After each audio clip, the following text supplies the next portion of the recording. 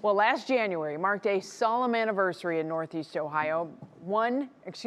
35 years since the murder of a Lake County family in what has become known as the Kirtland Cult Killings. Yeah, there's so much intrigue around this case. Behind the scenes, 3 News Investigates has uncovered a new chapter in this story. After months of communication, 2 men still in prison for the murders open up to our Peter Fleischer. They speak about the self-proclaimed prophet they followed and the night that changed everything in their very first interviews. Here's a preview of our upcoming series, Bloodline and Blind Faith. I am a prophet of God. I'm even more than a prophet. Husband, father, self-proclaimed prophet. The events that bring about the end of time have already begun. There's a clock ticking and no man can stop now. I just wait, yeah. And mass murderer. With the jury, by the defendant, Jeffrey Lundgren, guilty of aggravated murder. Court leader Jeffrey Lundgren would be made to pay for his brutal crimes. The execution of inmate Lundgren has been completed. The official time of death, 10:26 a.m. But what of those who followed him into darkness?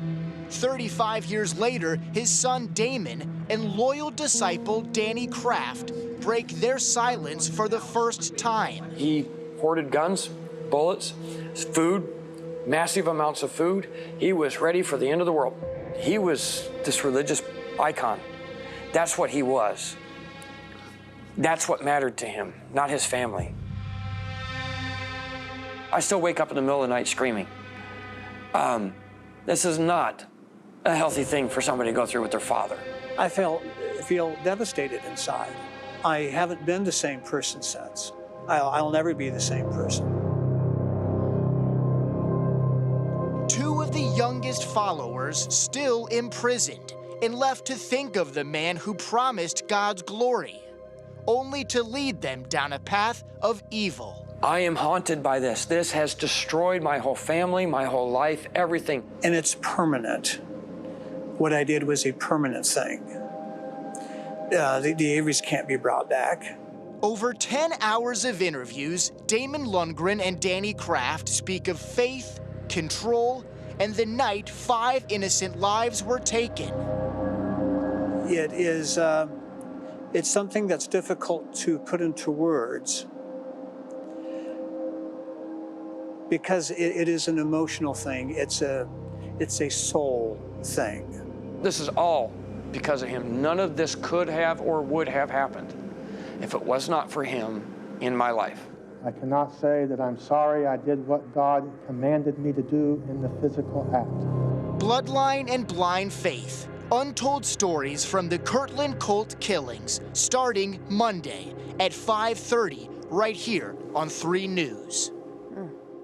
There are so many people in Northeast Ohio that remember this. Obviously, Yeah. Peter Fleischer joins us now here at the desk to talk a little bit more about this. You know, you sat in that room across from these guys, no glass, and I mean, that had to be a little bit of a freaky experience in and of itself. But why did they choose to finally sit down and speak out? It's been a long road. I sent letters, handwritten letters, to Damon Lundgren and Danny Kraft in February of this year. We knew the 35-year anniversary was coming up, and to my surprise, I got letters back. My sales pitch to these 2 men who have never interviewed about this, they've never spoken publicly about this, I told them, I'm not going to make you look like a good person. I'm not going to paint you sympathetically, but I'll treat you like a human being. And I think that this perspective needs to be shared. This is a part of Ohio history.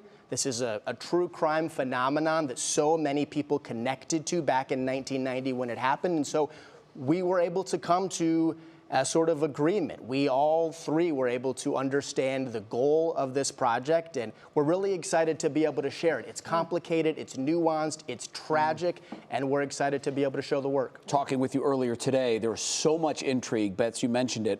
Most of us lived here at the time. We remember that.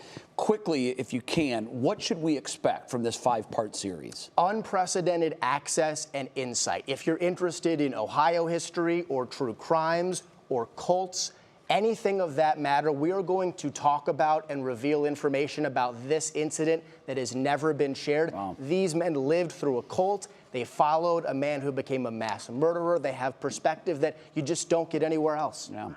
Excellent work on this. I know you worked very hard, both getting the interviews and then conducting the interviews and putting this series together. I'm fascinated. I know many can't wait to see it. We look forward to it. Peter, thank you. Thanks.